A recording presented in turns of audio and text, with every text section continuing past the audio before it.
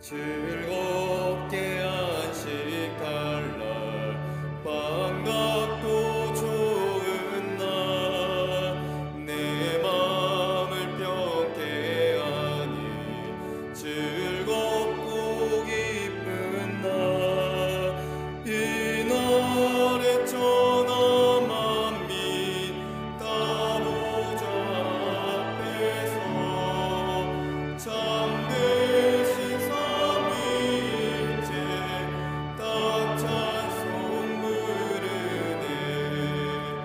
이 날의 하늘에서 새 양식 내리네. 성회로 모이라고 종소리 울리네. 복음의 밝은 빛이 온 세상 비치며 또 영생물이 흘러 시원케 하시네.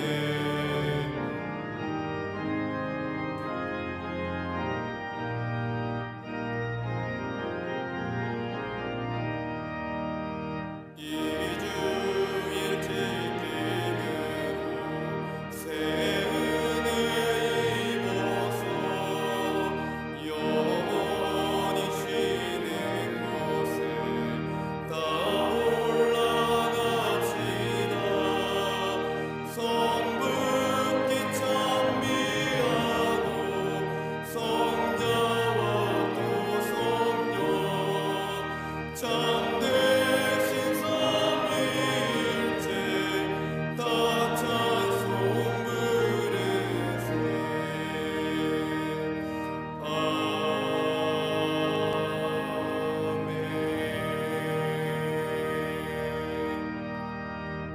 교동문 57번 시편 130편을 교독하시겠습니다.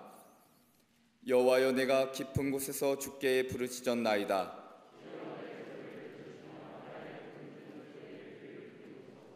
여호와여, 주께서 죄악을 지켜보실진대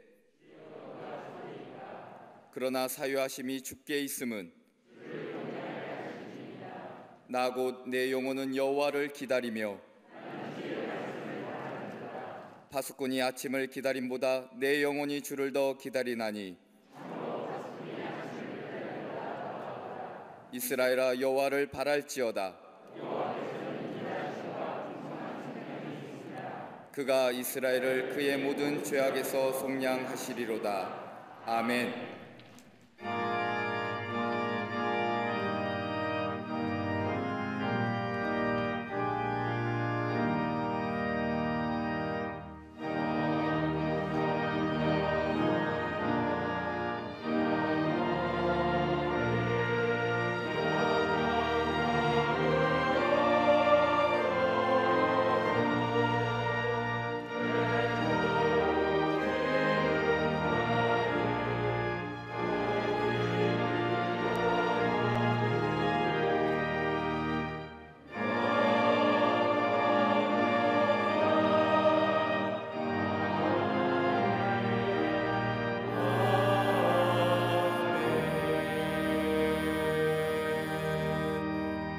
전능하사 천지를 만드신 하나님 아버지를 내가 믿사오며 그 외아들 우리 주 예수 그리스도를 믿사오니 이는 성령으로 잉태하사 동정녀 마리아에게 나시고 본디오 빌라도에게 고난을 받사 십자가에 못 박혀 죽으시고 장사한 지 사흘 만에 죽은 자 가운데서 다시 살아나시며 하늘에 오르사 전능하신 하나님 우편에 앉아 계시다가 저희로서 산자와 죽은 자를 심판하러 오시리라.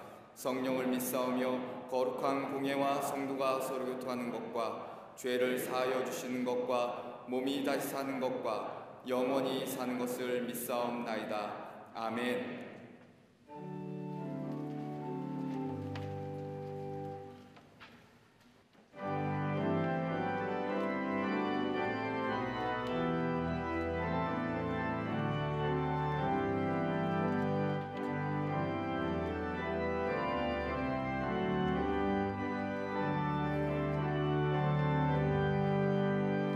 그 참혹한 십자가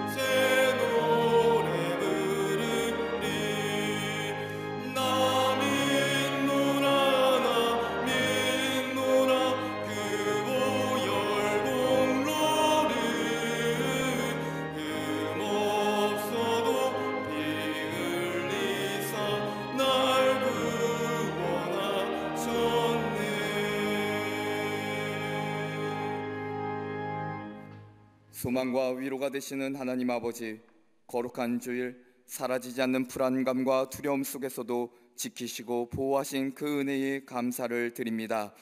한 달여간 온전히 성전으로 발걸음하지 못한 아픔 속에서 예배의 가치와 소중함을 다시 깨닫게 하시고 갈급하고 공고한 심령을 채우시는 하나님의 위로를 경험케 하시며 오늘 이곳에서 또한 영상으로 신령과 진정으로 드리는 예배 가운데 은혜를 베푸시사 참된 소망을 주시는 하나님만을 바라보는 시간 되게 하여 주시옵소서.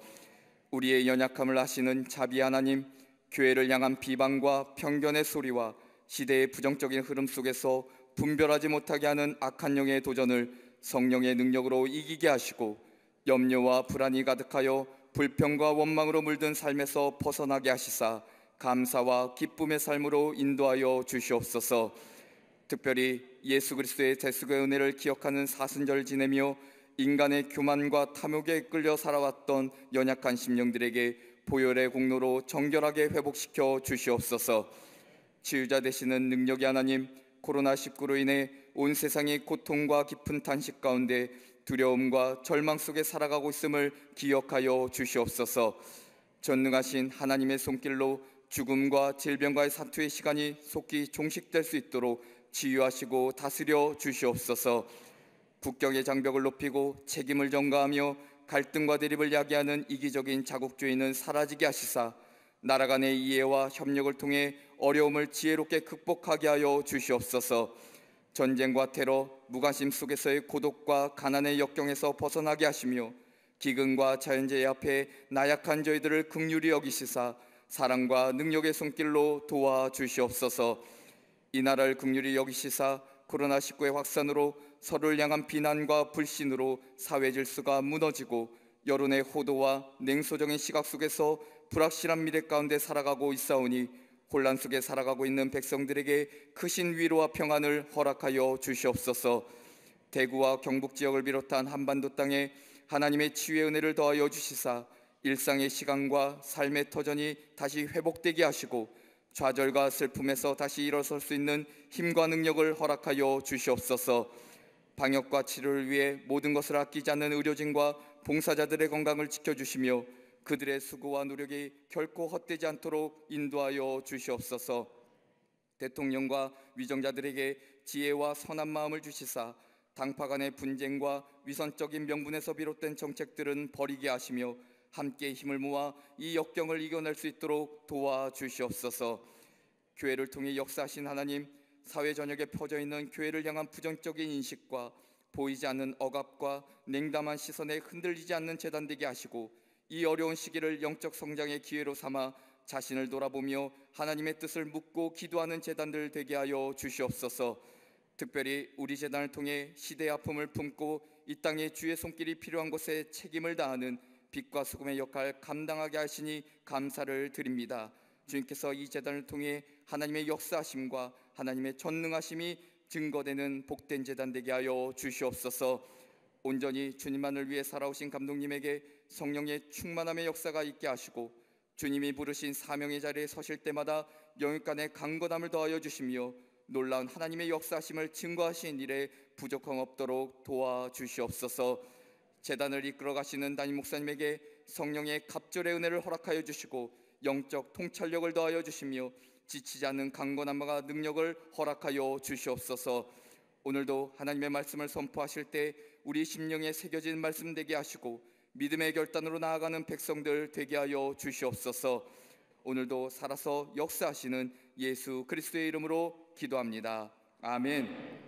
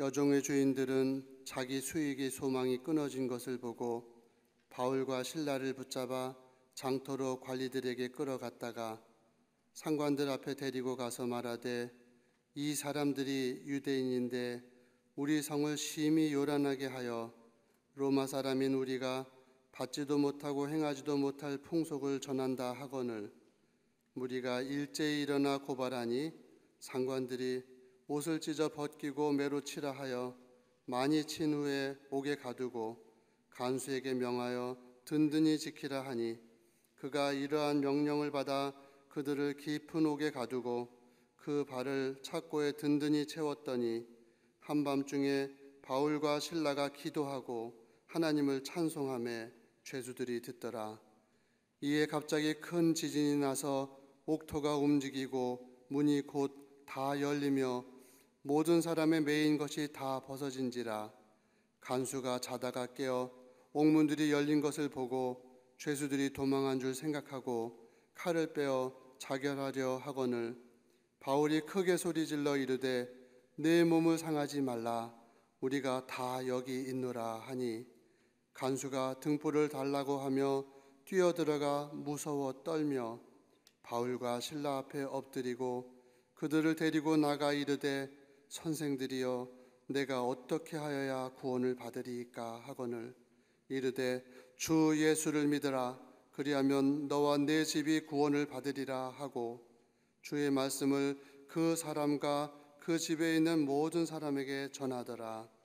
그 밤 그 시각에 간수가 그들을 데려다가 그 맞은 자리를 씻어주고 자기와 그 온 가족이 다 세례를 받은 후 그들을 데리고 자기 집에 올라가서 음식을 차려주고 그와 온 집안이 하나님을 믿음으로 크게 기뻐하니라.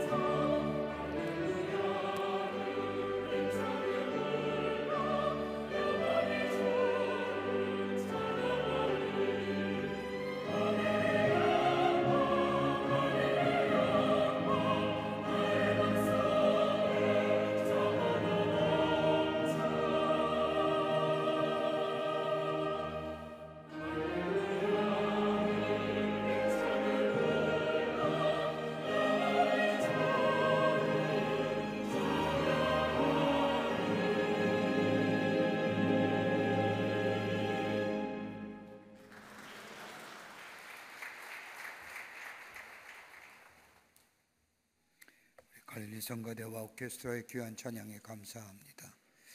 마스크 쓰고 찬송하기가 쉽지 않을 터인데 귀한 찬양해 주셔서 감사합니다.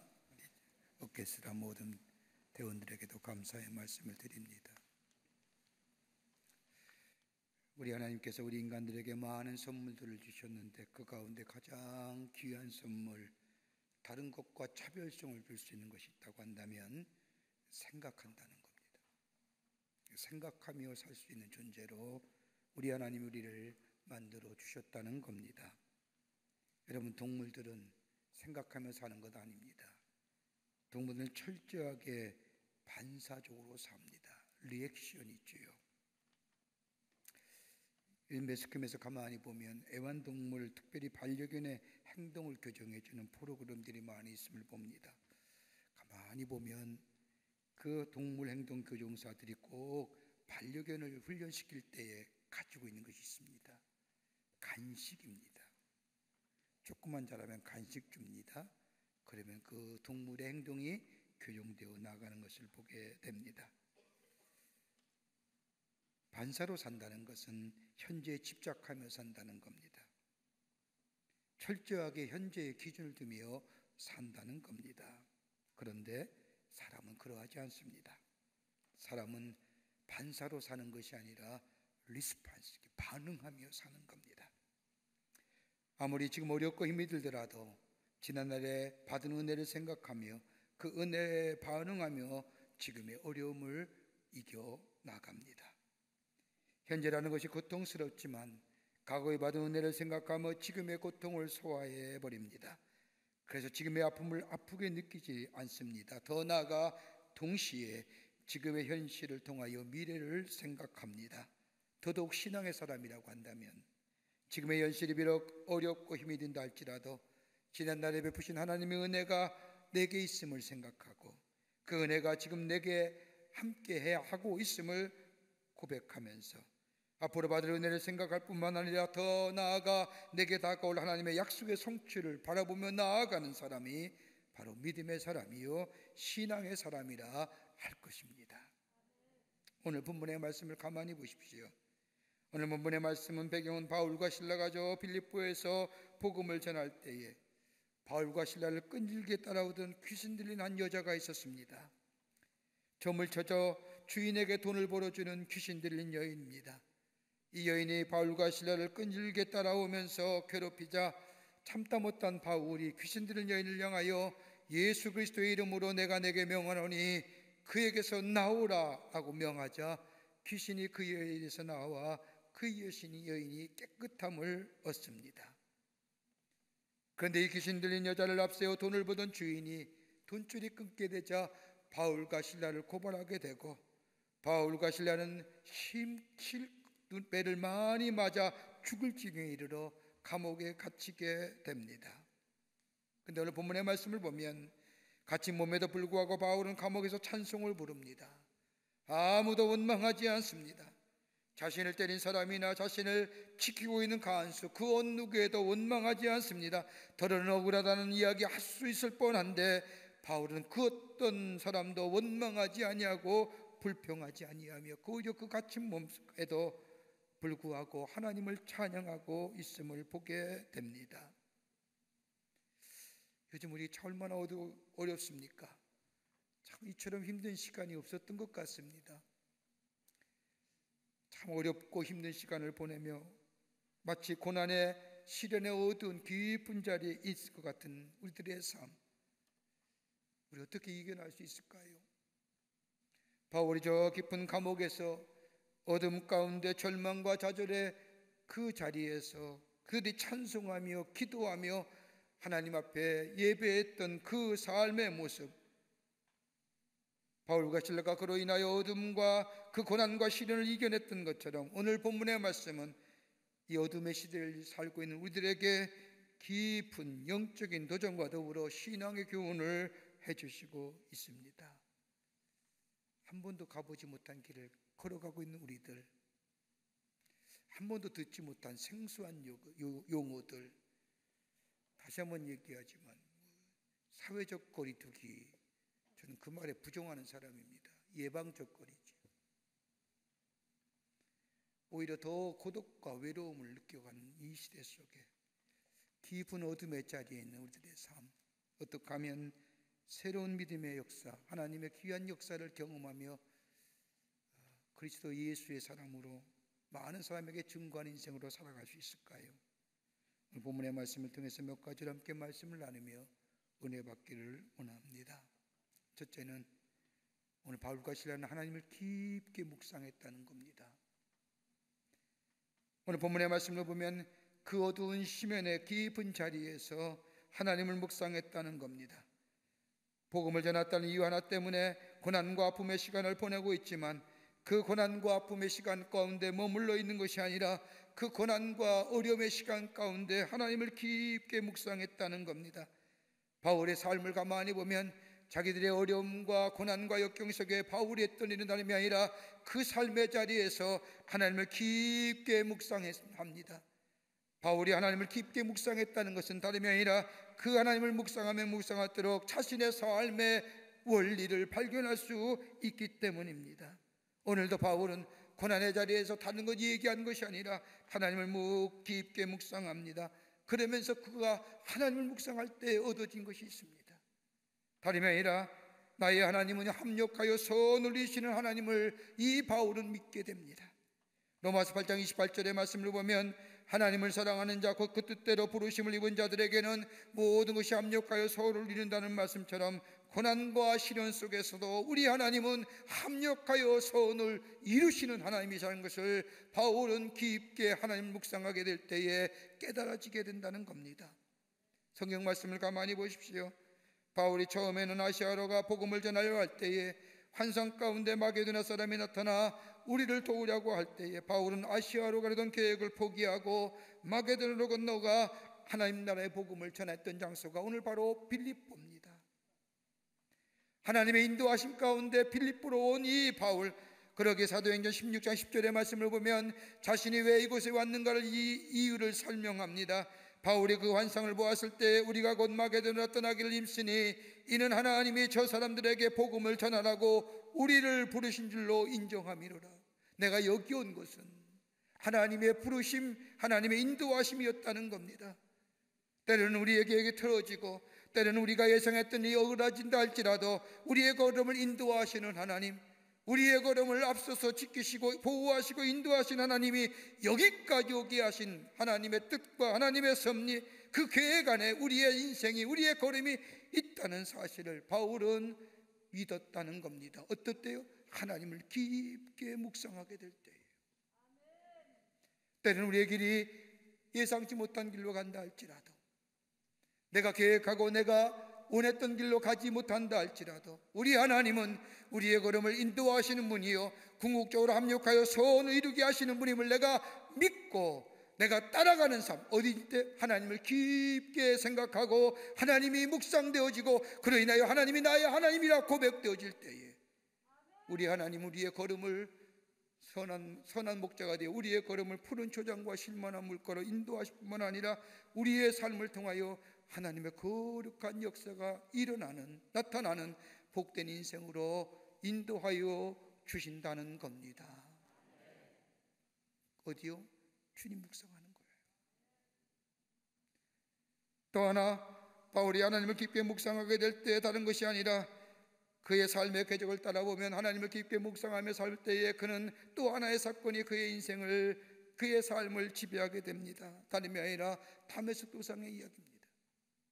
예수 믿는 사람을 잡기 위하여 다메섹으로 가다가 다메섹에 다다랐을 때에 예수님께서 길을 막으시고 어찌하여 내가 나를 핍박하느냐 하심으로 불들림 바 되어 하나님 나라의 복음을 전하는 사도가 되었던 바울, 하나님을 대적하며 그리스도의 복음을 회방하며 심지어 성령을 회방했던 자신을 죄의 싹은 사망이라고 했는데 죽어야 될 생명인데 그럼에도 불구하고 예수께서 찾아와 만나주시고 자신을 새롭게 하여 주시고 거듭나게 하실 뿐만 아니라 하나님 나라의 복음을 전하는 사도로 살게 하여 주셨다는 그 놀라운 은혜, 그보다 더 나아가 복음을 전하다가 하나님 나라의 복음을 전하다가 순교하는 복을 누리게 되었다는 그 놀라운 사실과 은혜, 하나님 깊게 묵상할 때에 그 은혜가 새로워지고 순교자가 되는 것이 아무나 되는 것이 아니라 하나님의 특별한 은혜가 있어야만이 하나님 나라의 순교자가 된다는 사실을 알았던 바울이기에 자신에게 그 특별한 은혜가 임하여 복음을 전하다 옥에 갇혀 소금의 순교자가 된다는 놀라운 하나님의 은혜를 누릴 수 있다고 하는 그 엄청난 하나님의 은혜에 바울의 입이 터져 나오며 찬송이 울려 퍼졌다는 겁니다. 죽어야 되는데 하나님의 은혜가 얼마나 귀한지요. 구원하시고 하나님 나라의 복음으로 복음 전하는 전도자로 세우신 그 하나님의 은혜. 또 하나 있다고 한다면 바울의 삶의 궤적을 뒤돌아보면서 다름이 바울의 삶에 새로운 하나님의 역사를 이끌었던 또 하나의 사건이 있다고 한다면 스데반의 순교의 사건입니다. 스데반이 돌에 맞아 돌에 죽을 때에 돌을 던지는 사람들의 옷을 들고서 저 뒤에 앉아 죽어가는 스데반의 모습을 보면서 바울의 마음속에 지워지지 않는, 바울의 삶의 궤적 속에 지워지지 않는 하나의 그림이 있다면, 기억나는 것이 있다고 한다면 스데반에 죽어가면서 그의 얼굴이 천사의 얼굴처럼 빛났다는 겁니다. 어떻게 그럴 수 있을까? 돌에 맞아 죽어가면서도 그의 얼굴에 해같이 천사같이 빛났던 스데반의 얼굴 생각하면 생각할수록 이해할 수 없는, 그러나 예수 믿어 구원받아 하나님 나라에 주시는 영원한 생명의 삶을 살며 하나님 나라의 복음을 전하면서 바울은 깨닫게 됩니다. 하나님을 깊게 묵상하니 죽음에 대한 두려움이 물러가고 하나님 우리에게 약속해 주신 그 영원한 생명, 영생의 삶이 있다고 하는 것. 아하, 스데반이 죽어가면서 그 사모했던 하나님의 나라, 저 영원한 삶을 사모했기에 그 맞는 돌의 아픔 속에서도 얼굴이 해같이 빛냈던 그의 삶, 이제야 비로소 깨닫게 됩니다.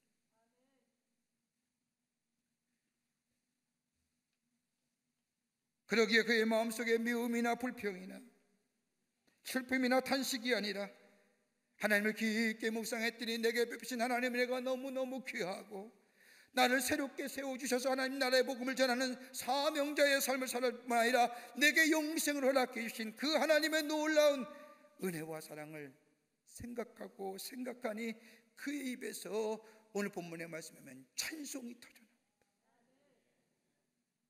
여러분, 어려울 때 무엇 하십니까? 힘들고 곤고할 때 어떤 자리에 계십니까? 불평과 원망의 어두운 자리에 계십니까? 아니면 그럴 때일수록 하나님을 바라보며 하나님을 향하여 찬송하며 기도하는 그 예배의 자리에 계시는가요? 시편 119편의 말씀을 보면 시편 저자는 하나님을 깊게 묵상하며 얻었던 귀한 고백들을 기록합니다. 시편 119편 49절의 말씀을 보면 하나님을 깊게 묵상했더니 내게 소망이 넘치게 되었고, 119편 50절의 말씀을 보면 내가 고난 가운데 하나님을 깊게 묵상했더니 그 하나님이 내게 위로자가 되어주셨고, 하나님을 깊게 묵상하면 묵상할수록 고난 가운데 멸망당하실 뿐만 아니라 하나님이 나의 즐거움이 되시고 나의 소망이 되어주시고 나의 위로가 되어주신다고 하는 이 고백들, 힘이 들고 어려울 때 힘들고 어려운 것에 대하여 생각하고 이로 인하여 부정적인 것들을 많이 생각하지만은, 그러나 그 문제와 그 시련보다는 하나님을 깊게 묵상하며 살 때에 주께 내게 베푸신 은혜가 나를 새롭게 하고 구원의 감격이 나를 새롭게 하고 내게 영원한 생명을 주신 그 하나님의 은혜가 나를 새롭게 하는, 그래서 더 이상 어두움과 절망과 슬픔과 탄식의 자리에 있는 것이 아니라 입을 열어 하나님을 향한 구원의 감격, 나를 하나님의 사람으로 세우신 그 하나님의 놀라운 사랑에 대하여 찬송하는 자들 때에 그 자리는 더더욱 어둠의 자리가 아니라 빛의 자리요 생명의 자리가 되는 줄 믿습니다. 두 번째는 오늘 본문의 말씀을 보면 기도했다고 합니다. 저 어둠의 깊은 자리에서 탄식하고 슬퍼하며 아파하며 불평하는 것이 아니라 하나님 앞에 그 자리를 기도의 자리로 만들었다는 겁니다. 사도행전 16장 25절의 말씀을 보면 한밤중에 바울과 실라가 기도하고 라고 하는 말씀입니다. 우리가 당하는 일, 고난 속에서도 하나님의 뜻과 섭리를 알 수만 있다면 이 고난과 이 어려움 얼마든지 이겨나갈 수 있는데, 그 고난과 그 시련과 그 아픔, 하나님의 뜻이 어디 있는지 몰라서 실망하고 더 나아가 절망함을 보게 됩니다. 이 실망과 절망이 사단의 유혹에 쉽게 넘어질 뿐만 아니라 더 나아가 신앙의 길에서 떠나게 됨을 보게 됩니다. 그런데 우리 주님은 그런 우리들의 삶을 아시기에 그럴 때마다 우리에게 부탁하신 말씀이 있습니다. 기도하라는 겁니다. 쉬지 말고 기도하라. 너가 내 안에 구하고 내가 너 안에 구하면 누구든지 내 이름으로 구하는 자마다 내가 그대로 응답하신다고 하는 말씀처럼 기도하라. 어떤 상황과 여건이 있다 할지라도 기도하기를 쉬지 말라고 말씀하십니다. 여러분, 가장 곤고하고 어려운 시간에 기도할 수 있다고 하는 것은 다름이 아니라 하나님의 말씀에 순종하는 삶입니다. 바울과 실라는 그 어두운 자리가, 절망과 좌절의 슬픔의 자리가 더 이상 머물러 있는 것이 아니라 그 자리를 바꾸어서 하나님 앞에 기도하는 기도의 자리로 만들었다. 어느 연구가이며 인간 의식 연구가로 유명한 오웬 바필드라는 교수가 쓴 책 가운데 Saving the Appearance라고 하는 그 책을 보면 인간의 지식을 세 가지로 나누어 설명합니다. 하나는 뭐냐? 형상화하는 지식의 단계입니다. 드러나는 현상을 사물로 받고 이해하는 단계, 일반적인 지식의 단계입니다. 단순한 이해지요. 크면 크다, 작으면 작다, 까매면 깜다, 하야면 하다. 단순한 이해, 이 형상화 만드는 인간의 인식 가운데 가장 기본적인 인식입니다.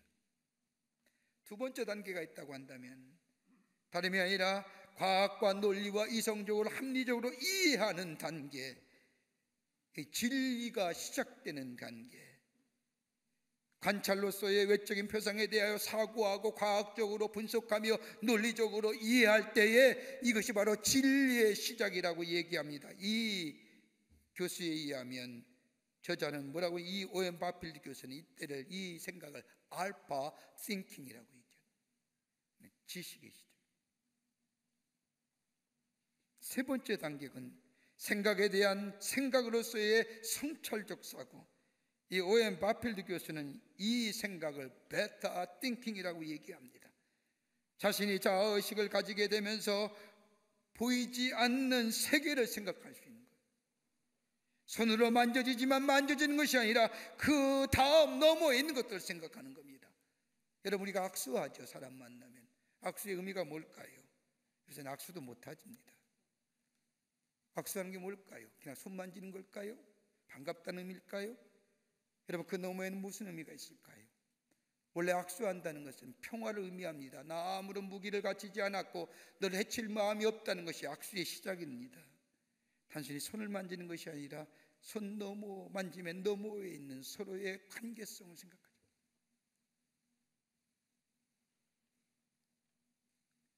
손으로 만져지는 것만으로 끝나는 것이 아니라 그 너머에 있는 것을 생각하며 성찰할 수 있는 지식. 여러분, 기도한다는 게 뭘까요? 우리만 기도하는 것이 아닙니다. 다른 종교에서도 기도합니다. 그 밖의 사람들도 기도합니다. 지금에 일어난 사태를 향하여 나름대로 바람의 소원들이 있습니다. 그래서 입을 열어 읊조리기도 하고 기도라는 것을 합니다. 그런데 우리 그리스도인이라는 기도가 무엇입니까? 차별성이 뭘까요? 단순히 우리의 삶의 환경과 여건 속에 일어난 일 가지고 입을 열어 읊조리는 것이 우리의 기도일까요? 아닐 겁니다. 우리는 입을 열어 기도하지만 그 기도의 너머에 있는 분명한 확신이 있지요. 하나님 우리의 기도를 응답해 주시고 우리 하나님 우리의 기도를 들으실 뿐만 아니라 우리 기도를 통하여 하나님의 선하신 역사를 우리 가운데 이루어 주신다고 하는 이 기도 너머에 있는 믿음의 확신들, 이걸 갈게요. 베타 띵킹의 기도. 이 확신이 없으면 기도 못합니다. 바울이 저 깊은 어둠 가운데 저 실망과 좌절의 자리를 기도의 자리로만 바꾸어 하나님 앞에 기도했다는 것은 하나님 우리의 기도를 들으실 뿐만 아니라 이 고난과 어려움 가운데서 능히 이기기 쉽게 할 뿐만 아니라 하나님 우리에게 힘과 능력을 주심으로 하나님이 능히 비록 이 자리가 고난과 시련과 아픔의 자리랄지라도 능히 감당케 하실 것이라고 하는 그 믿음 가지고 하나님 앞에 기도했다는 겁니다. 그러기에 기도할 때에, 기도한다는 것은 하나님을 바라본다는 것이고, 기도한다는 것은 세상의 기운은 우리의 생각을 하나님의 생각으로 바꾼다는 것이고, 기도할 때에 나의 자신이 변화되고, 세상은 달라지지 않는다 할지라도 기도할 때 내 자신이 변화될 뿐만 아니라 기도할 때에 우리의 삶이 달라지는 놀라운 역사를 경험하게 됩니다. 왜요? 기도하면 보는 것이 달라지잖아요. 절망과 좌절로 인하여 부정적인 것이 긍정적으로 소망과 기쁨으로 변화될 뿐만 아니라 보는 것이 달라지니 생각이 달라지고, 생각이 달라지니 마음이 달라지고, 마음이 달라지니 우리의 삶의 태도가 달라지고, 삶의 태도가 달라지니 우리의 미래가 달라지는 것입니다. 기도할 때이죠. 마틴 루터가 종교개혁을 일으켰고, 그로 인하여 캐톨릭에 의해서 종교 재판을 받게 됐습니다. 저 브롬스라고 하는 회의에 끌려가 많은 재판관 앞에 섰습니다. 생사의 기로입니다. 저들의 말 한마디에 루터의 삶과 죽음이 나누어집니다. 그때 루터는 재판관을 보지 않습니다. 거기 서서 하늘을 바라보면서 외친 유명한 단어가 하나 있습니다. O God, here I stand. 하나님이여, 나 여기 서 있습니다. 죽음의 자리에 섰을 때라도 하늘을 향하여, 하나님을 향하여, 하나님, 내가 여기 서 있습니다. 하나님을 바라보는 심령.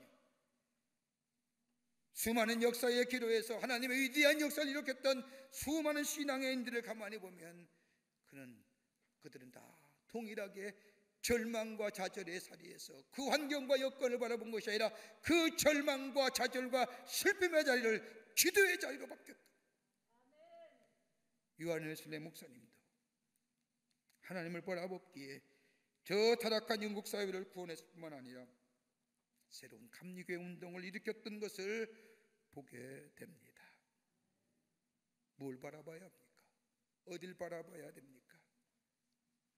시편 50편 15절의 말씀을 보면 환난 날에 나를 부르라, 내가 너를 건지리라, 내가 너를 영화롭게 하리라고 약속하신 말씀을 기억하면서 우리의 자리가 더 이상 절망과 좌절과 슬픔과 고통의 자리가 아니라 그 자리에서 기도의 자리로 바꾸어질 때에 우리 안에 새로운 하나님의 역사를 경험하는, 오늘 바울과 실라의 옥문이 열려지는 것처럼 우리 안에 새로운 하나님의 창조의 역사가 나타나게 될 줄 믿습니다. 끝으로 하나님을 찬양했다는 겁니다.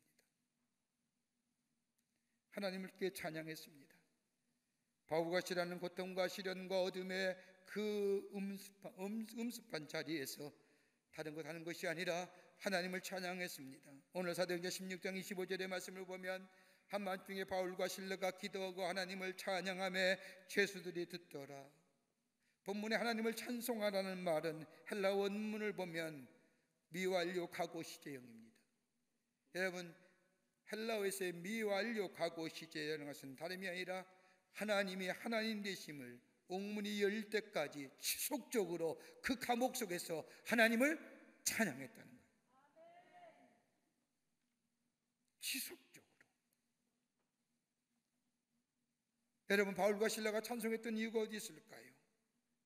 바울과 실라가 불렀던 찬송은 아마도 이스라엘 백성이 출애굽하여 홍해를 건넌 다음에 하나님을 찬양했던 찬양의 내용과 같을 겁니다.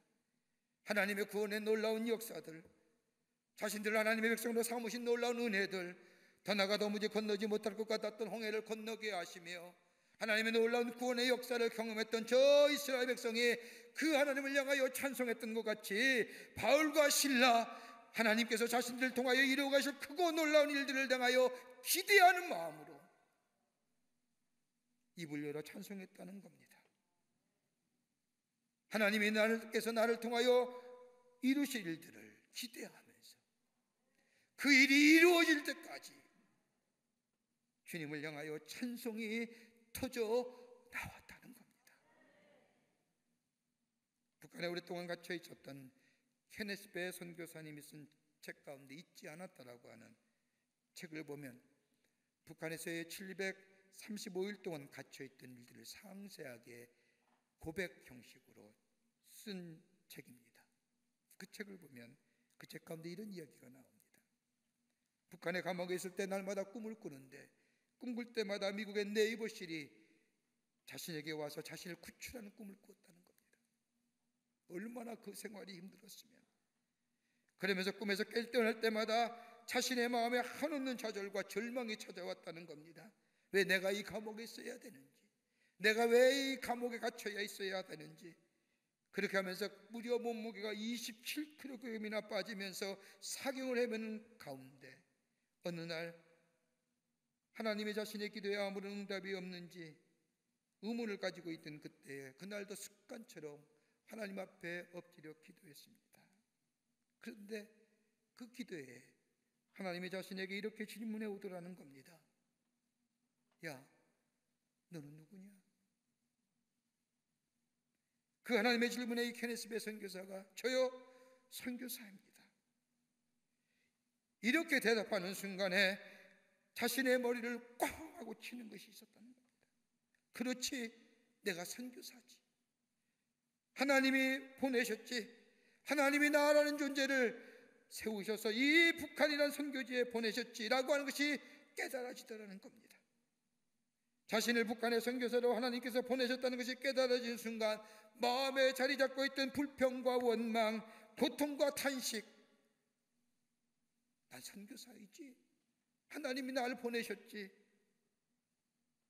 그 부정적이고 그 슬픈 마음이 사라지고 그의 입술에 찬송이 터져 나왔다는 겁니다. 그때 불렀던 찬송이 내 영혼이 은총 입어 중한지진 벗고 보니 초막이나 궁궐이나 그 어디나 하늘나라로 달아.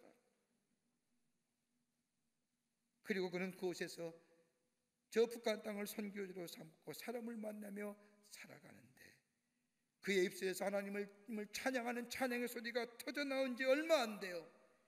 극적으로 북한에서 나올 수 있게 되었다는 겁니다. 여러분, 세상의 노래는 기쁠 때 부르는 겁니다.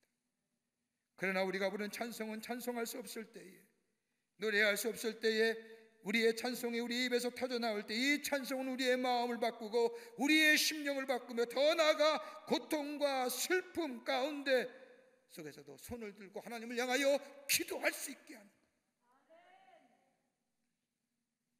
이 믿음으로 살 때 고난과 시련이 난 인생의 한밤중을 만났을 때에 하나님 묵상하며 주님을 찬양하며 나아갈 때 하나님은 주께서 준비하시는 하나님의 놀라운 방법으로 하나님을 증거케 하시고 복음을 전하게 하시고 하나님의 귀한 역사의 주인공으로 사용하여 주시는 줄 믿습니다. 그 다음에 기사 보세요. 옥문이 열렸지요. 주님을 깊게 묵상하며 기도하며 찬양할 때 옥문이 열려졌습니다. 그런 다음에 가만히 보면 이 간수가 옥문이 열려지고 죄수가 다 도망간 줄 알고 한밤중에 불을 가져다가 등불을 가져다가 이 바울과 실라가 가졌던 감옥을 비추게 됩니다. 불을 비추게 될 때에 죄수가 그들에 있는 것을 보고 그때 간수가 내가 어떻게 해야 구원을 얻을 수 있습니까?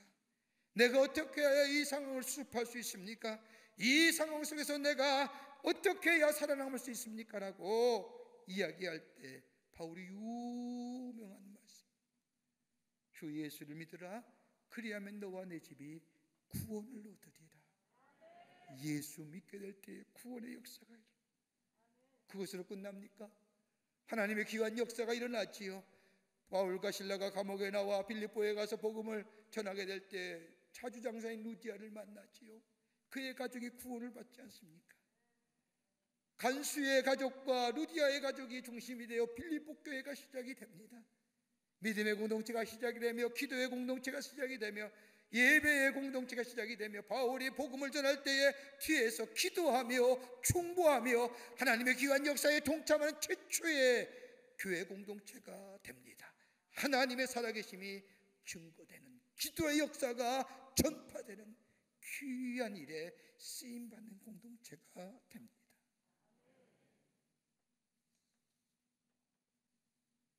우리가 살고 있는 이 세상 그 어떤 말로 말하여도 밝지는 않습니다. 한 번도 들어보지 못하고 가보지 못한 그 길을 지금 갑니다.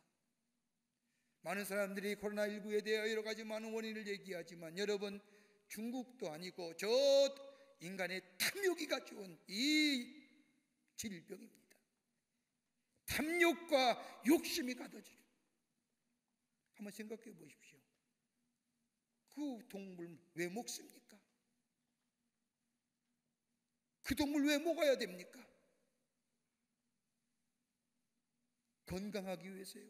강건하기 위해서요? 지금보다 어떻게 더 건강하라는 겁니까?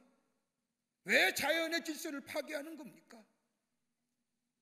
인간이 가진 탐욕과 욕심이 오늘 코로나19를 만든 겁니다.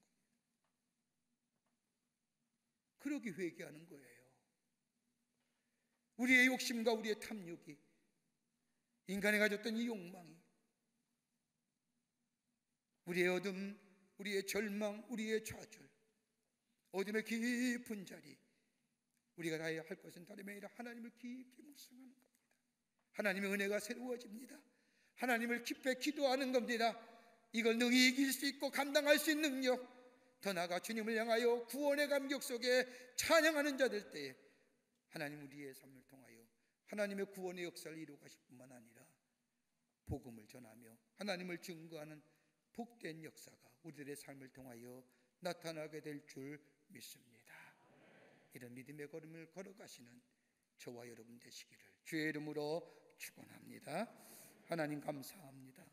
저희를 사랑하시고 지키시고 인도해 주심에 감사합니다.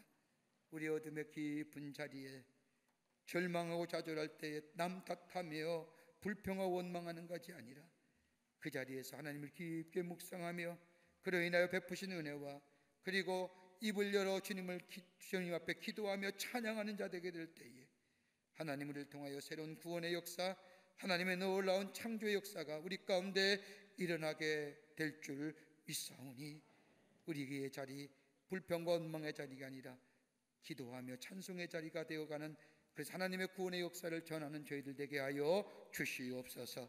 성령이 도우실 줄 믿으며 예수님의 이름으로 기도하옵나이다. 아멘.